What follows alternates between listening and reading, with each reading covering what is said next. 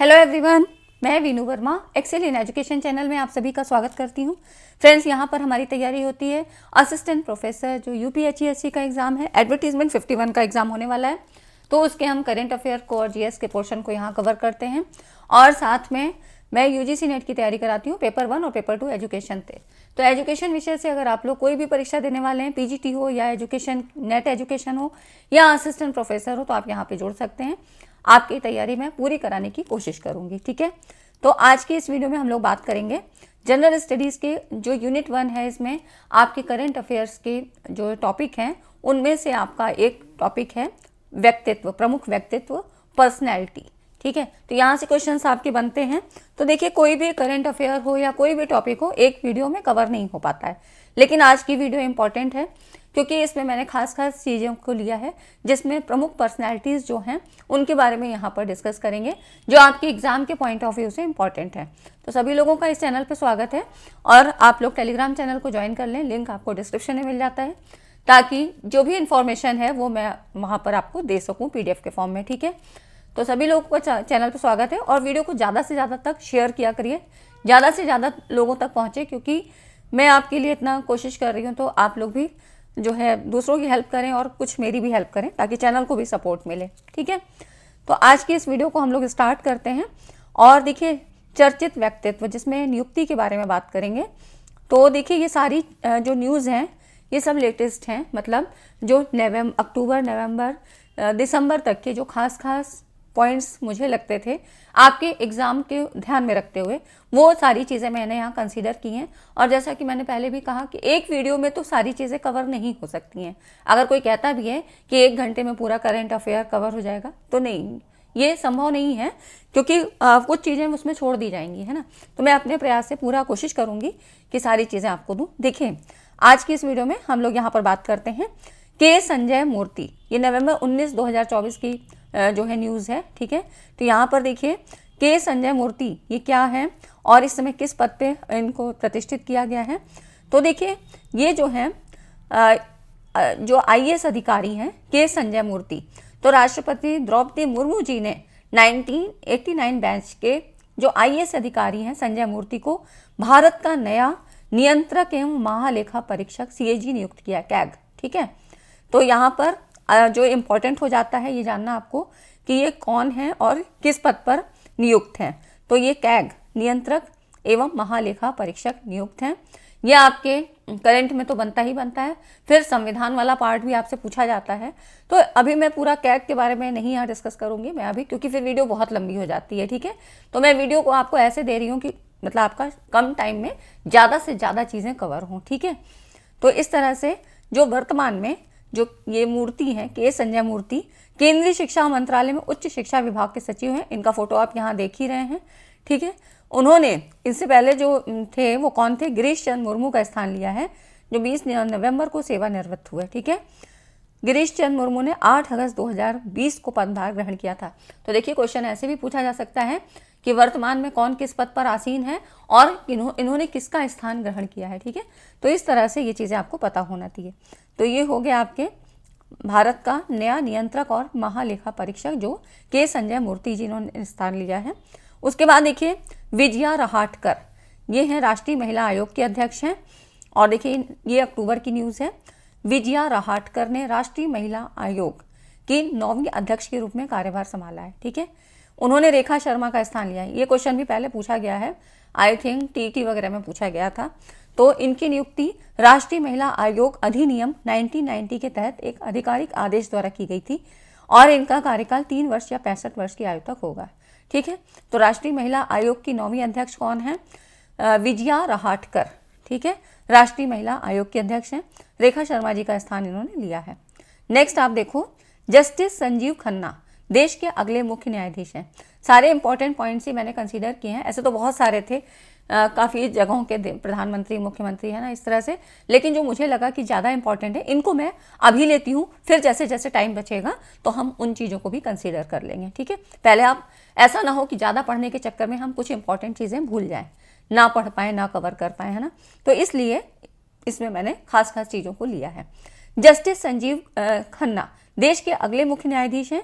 Justice Sanjeev Khanna ये भारत के 51वें chief justice बने। ठीक है, राष्ट्रपति द्रौपदी मुर्मू जी ने इनको शपथ दिलाई। और देखिए ये 51वें मुख्य न्यायाधीश के रूप में, तो ये जानना ज़रूरी हो जाता है किस नंबर के हैं। तो 51वें मुख्य न्यायाधीश के रूप में इन्होंने शपथ ली। और इससे पहले जो थे वो कौन थे, जस्टिस DY चंद्रचूड़ जी। इनके समय में काफ़ी इंपॉर्टेंट डिसीजंस हुए थे, पता ही है सबको। तो जस्टिस खन्ना के नाम की सिफारिश जस्टिस चंद्रचूड़ जी ने की थी। और ये 10 नवंबर को 65 साल की उम्र में इस पद से रिटायर हुए। कौन, चंद्रचूड़ जी। ठीक है, उनके स्थान पे आए जस्टिस संजीव खन्ना। तो ये चीज़ें थोड़ा सा याद रहेगी। उनका मुख्य न्यायाधीश के रूप में कार्यकाल कितना रहेगा, 11 नवंबर से 13 मई 2025 तक। ठीक है, तो जो संजीव खन्ना है ये इतने समय तक यहाँ पर नियुक्त रहेंगे। जस्टिस संजीव खन्ना को 2019 में सुप्रीम कोर्ट का जज नियुक्त किया गया था। ये एडिशनल इन्फॉर्मेशन है, अगर आप चाहें तो पढ़ लें, वरना स्किप कर सकते हैं। उन्होंने 1983 में दिल्ली बार काउंसिलिंग में नामांकन करके अपनी कानूनी यात्रा शुरू की और शुरुआती दौर में 30 हजारी जिला अदालत में प्रैक्टिस की थी। ठीक है, तो इस तरह से 2005 में उन्हें दिल्ली उच्च न्यायालय के अतिरिक्त न्यायाधीश के रूप में पदोन्नत किया और 2006 तक वे स्थायी न्यायाधीश बन गए। तो ये इनका क्या है, हिस्टोरिकल जो है डिटेल है। उसके बाद देखिए नेक्स्ट है, तो फ्रेंड्स इतनी चीज़ें समझ में आई तो वीडियो को लाइक एंड शेयर ज़रूर कर दिया करिए। अब देखिए नेक्स्ट है नोएल टाटा, टाटा ट्रस्ट के नए चेयरमैन, है ना। अभी बहुत नाम इनका प्रचलित है, तो इनके बारे में सारी चीज़ें हम लोग देख लेते हैं। तो ये 11 अक्टूबर 2024 को नोएल टाटा को रतन टाटा के उत्तराधिकारी के रूप में टाटा ट्रस्ट के चेयरमैन के रूप में नियुक्त किया गया है। ठीक है, और यहाँ पर देखिए जो नोएल टाटा हैं ये 67 ईयर्स के हैं। ये रतन टाटा जी के सौतेले भाई हैं और कई सालों से टाटा समूह से जुड़े हैं। उसके पहले नोएल टाटा पहले से ही सर दोराबजी टाटा ट्रस्ट और सर रतन टाटा ट्रस्ट के ट्रस्टी हैं। ठीक है, तो इस तरह से इनकी जो हिस्सेदारी है टाटा समूह की होल्डिंग कंपनी टाटा सन्स में 66% की महत्वपूर्ण हिस्सेदारी है। थोड़ा सा जानना चाहिए, है ना। तो अब हम जब रतन टाटा जी का जिक्र आया है, सर रतन टाटा ट्रस्ट, है ना, तो रतन टाटा जी के बारे में भी थोड़ी सी जानकारी ले लेते हैं क्योंकि इनका निधन हो गया है। तो देखिए 9 अक्टूबर 2024 को टाटा समूह के जो चेयरमैन रतन टाटा जी का 86 वर्ष की आयु में मुंबई के बीच कैंडी अस्पताल में निधन हो गया, है ना। तो अक्टूबर की ही खबर है, काफ़ी देखा था टीवी में, काफ़ी न्यूज़ आई थी। और रतन टाटा कौन थे, एक भारतीय उद्योगपति और टाटा सन्स के पूर्व चेयरमैन, है ना। उसके बाद देखिए 1990 से 2012 तक वो टाटा समूह के चेयरमैन रहे और अक्टूबर 2017 तक अंतरिम चेयरमैन बने। ठीक है, तो इस तरह से ये तो हो गया इनका कार्यकाल कि कितने समय से कहाँ तक रहे। 2008 में पद्म विभूषण, देखिए पुरस्कार से भी क्वेश्चन आते हैं आपके, और 2000 में पद्म भूषण से सम्मानित किया गया। ठीक है, तो 2 इनको अवार्ड मिल चुके थे। 2008 में पद्म विभूषण, इसको याद रखिए, और 2000 में पद्म भूषण से सम्मानित किया। देखिए बनने तो चाहिए लेटेस्ट क्वेश्चन ही, लेकिन आयोग का कुछ नहीं कह सकते हैं, है ना। कई बार बहुत पिछले क्वेश्चन भी पूछ लेता है, बहुत पुराने। तो हम लेकिन अभी लास्ट जो अब क्योंकि 1 साल पूरा होने वाला है तो इतना तो हम कवर करेंगे ही करेंगे, है ना। उन्हें असम में कैंसर की देखभाल में योगदान के लिए 2021 में असम वैभव मिला। ठीक है, और देखिए रतन टाटा जी को 2023 में ऑर्डर ऑफ ऑस्ट्रेलिया से सम्मानित किया गया। तो ये इनके अचीवमेंट्स थे, पुरस्कार मिले हैं। ठीक है, नेक्स्ट आप देखो रणधीर सिंह। अब क्योंकि आपसे सवाल जो बनते हैं वो खेल से संबंधित सवाल भी पूछे जाते हैं, तो उसमें कौन सी नियुक्ति हुई, कौन किस खेल से संबंधित है, थोड़ा सा ये भी जानना चाहिए। तो रणधीर सिंह, देखिए सितंबर की न्यूज़ है, 2024 में इनको 5 बार के ओलंपियन और अनुभवी खेल प्रशासक रणधीर सिंह नई दिल्ली में आयोजित एशियाई ओलंपिक परिषद की 44वीं आम सभा के दौरान अध्यक्ष चुने जाने वाले पहले भारतीय बने। देखिए कहीं पर भी जब जिक्र आता है पहले भारतीय, पहली महिला के बारे में, है ना, पहली महिला अध्यक्ष हो, पहले महिला मुख्यमंत्री हो, तो ये थोड़ा सा ध्यान देने वाली चीज़ें होती हैं। तो ये जो पहले भारतीय बने ये थे रणधीर सिंह। ये एशियाई ओलंपिक परिषद की 44वीं आम सभा के अध्यक्ष चुने गए हैं। अब देखिए एशियाई ओलंपिक परिषद क्या है, एक गैर सरकारी निकाय है जो एशिया में खेलों को नियंत्रित करता है और इसकी स्थापना 1949 में नई दिल्ली में एशियाई खेल महासंघ के रूप में की गई थी। ठीक है, तो ये क्या है, गैर सरकारी निकाय है। और रणधीर सिंह वर्ष 2021 से ओसीए के कार्यवाहक अध्यक्ष हैं और ये किसका स्थान लेंगे, तो कुवैत के शेख अहमद अल फहद अल सबा का स्थान लेंगे। इनका कार्यकाल एशियाई ओलंपिक परिषद के अध्यक्ष के रूप में 2024 से 2028 तक रहेगा। तो एक एक बार भी अगर हम इन चीज़ों को देख लेते हैं तो वो हमारे दिमाग में कहीं ना कहीं स्टोर रहती हैं। ठीक है, तो इतनी चीज़ें समझ में आई। वीडियो को अभी तक लाइक नहीं किया तो लाइक करें। मुझे दुख ये लगता है कि देखने वालों की संख्या ज़्यादा रहती है पर लाइक नहीं करते हैं लोग, है ना। तो किसी की मेहनत को सराहना कोई ख़राब बात तो है नहीं।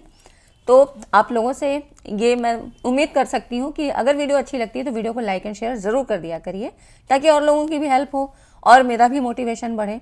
क्योंकि देखिए ये सारी चीज़ें बनाने में भी मेहनत लगती है, टाइम निकालना पड़ता है ना। अब देखिए नेक्स्ट है मनु भाकर। मनु भाकर जी का नाम आप लोगों ने सुना होगा। तो ये भी सितंबर की न्यूज़ है। इनको 2024 में केंद्रीय पत्तन, पोत परिवहन और जलमार्ग मंत्री सर्बानंद सोनोवाल ने घोषणा की कि निशानेबाजी में 2 ओलंपिक पदक विजेता मनु भाकर को इनका पत्तन, पोत और परिवहन और जलमार्ग मंत्रालय के लिए ब्रांड एम्बेसडर नियुक्त किया है। तो मनु भाकर को क्या है, ब्रांड एम्बेसडर नियुक्त किया गया है। किसका?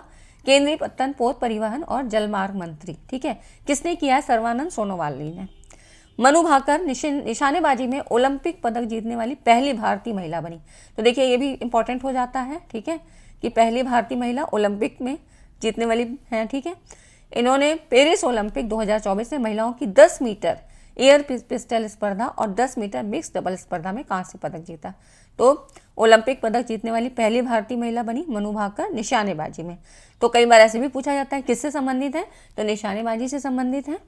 वे ओलंपिक के एकल संस्करण में 2 पदक जीतने वाली भारत की पहली एथलीट भी हैं। ठीक है, तो दूसरा पॉइंट ये हुआ, पहला ये हुआ कि पहली महिला है, भारतीय महिला है, भारत की पहली एथलीट, महिला एथलीट भी हैं। ठीक है, और उसके बाद देखिए ऑस्ट्रेलिया में 2018 के राष्ट्रमंडल खेलों में भी मनु ने गोल्ड मेडल जीता था। ठीक है, तो राष्ट्रमंडल खेलों में भी इन्होंने जीता है और जकार्ता में भी इन्होंने जीता।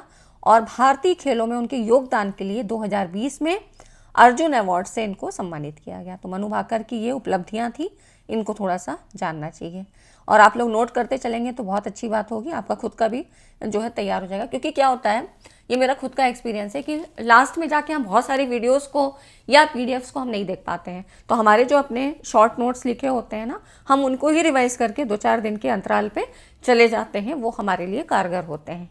ठीक है, तो ये मैं कहना चाहूँगी आप लोगों से कि आप लोग छोटे छोटे पॉइंट्स में नोट कर लिया करिए, इतना टाइम नहीं लगता है, तुरंत के तुरंत हो जाता है वीडियो देखने के साथ साथ ही। अब कुछ देखिए दिसंबर के करंट अफेयर्स के बारे में बात कर लेते हैं जो काफ़ी इंपॉर्टेंट है। यहाँ पर देखिए new governor of reserve bank of India RBI के नए जो गवर्नर हैं वो कौन हैं, तो राजस्व सचिव संजय मल्होत्रा जी को भारतीय रिजर्व बैंक आरबीआई का 26वां गवर्नर नियुक्त किया गया है। और ये किसका स्थान लेंगे, तो इससे पहले देखिए शक्तिकांत दास जी थे, उन्हीं की जगह ये लेंगे, है ना।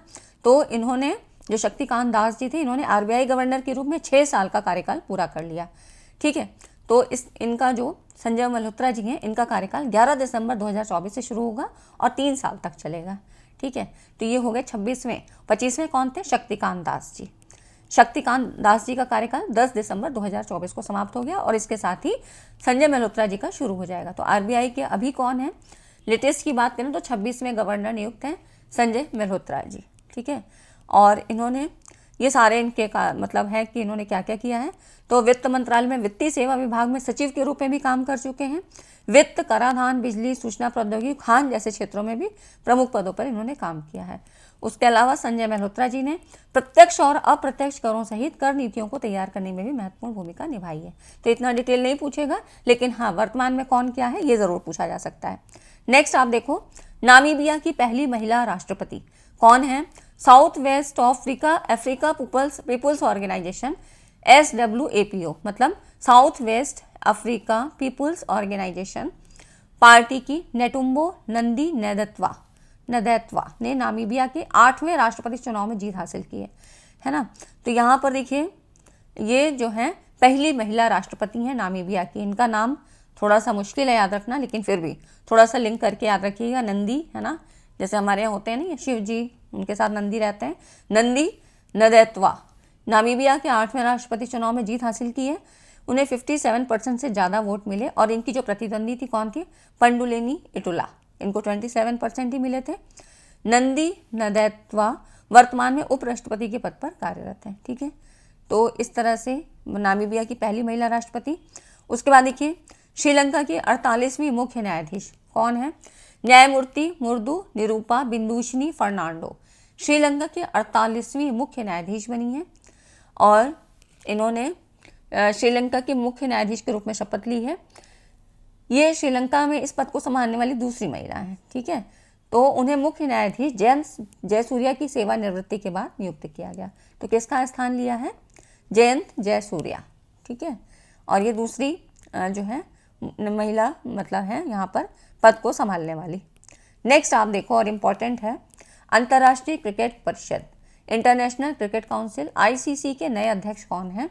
देखिए 2 दिसंबर 2024 की न्यूज़ है।